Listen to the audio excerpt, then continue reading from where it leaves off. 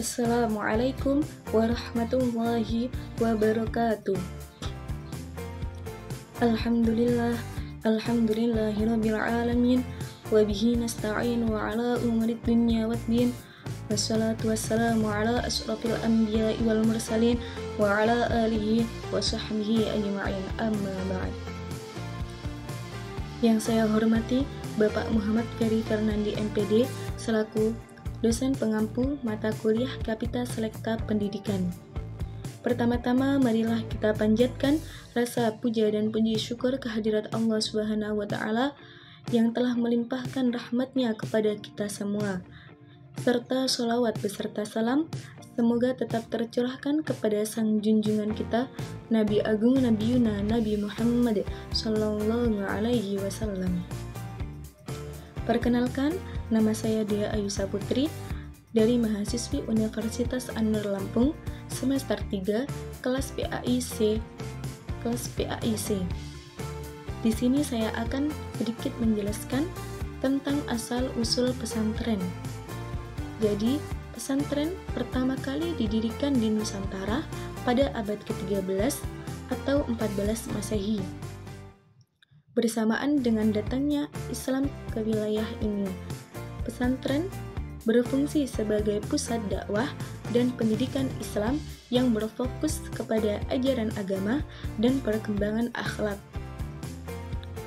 Pesantren tertua di Indonesia yakni Pesantren Ampel Denta yang didirikan oleh Sunan Ampel, salah satu wali Songo pada abad ke-15.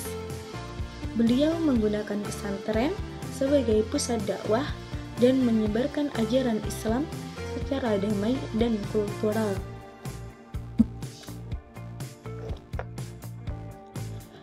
Sebelum pesantren berkembang dalam bentuknya yang lebih terorganisir, tradisi yang pengajaran Islam di Nusantara sering dilakukan secara individu atau dalam kelompok kecil, seperti pengajian di rumah-rumah, surau, ataupun masjid.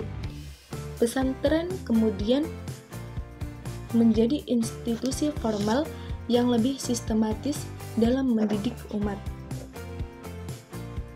Pesantren sendiri memiliki beberapa ciri khas antara lain.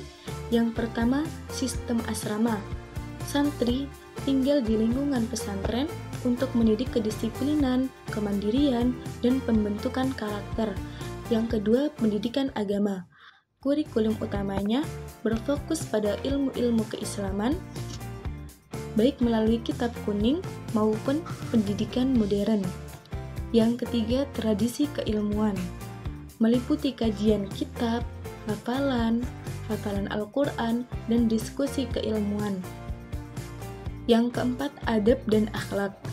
Santri diajarkan dan untuk memperbaiki akhlak dan menerapkan nilai-nilai dalam kehidupan sehari-hari.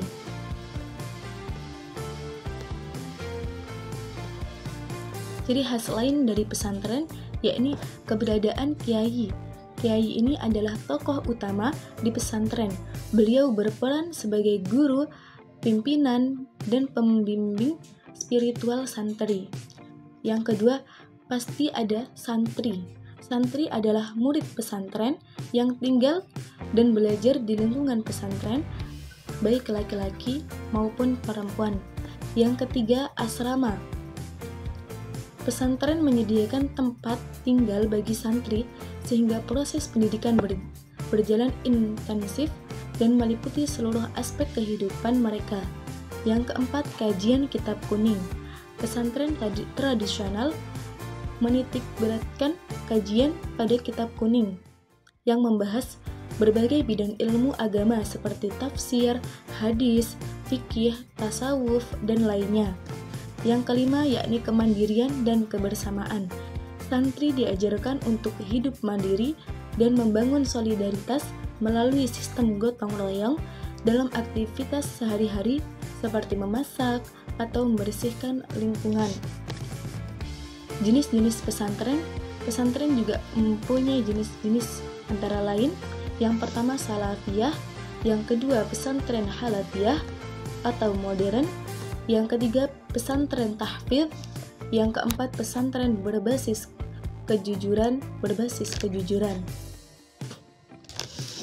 Pesantren juga mempunyai sejarah di Indonesia, yakni sebagai perlawanan penjajahan, sebagai pendidikan nasional, dan pembelajaran nilai moral dan spiritual. Pesantren terus berkembang dan beradaptasi dengan perkembangan zaman, mengintegrasikan pendidikan umum dan pendidikan agama. Mungkin sekian yang dapat saya sampaikan. Kurang dan lebihnya saya mohon maaf yang sebesar-besarnya. Saya akhiri. Wassalamualaikum warahmatullahi wabarakatuh.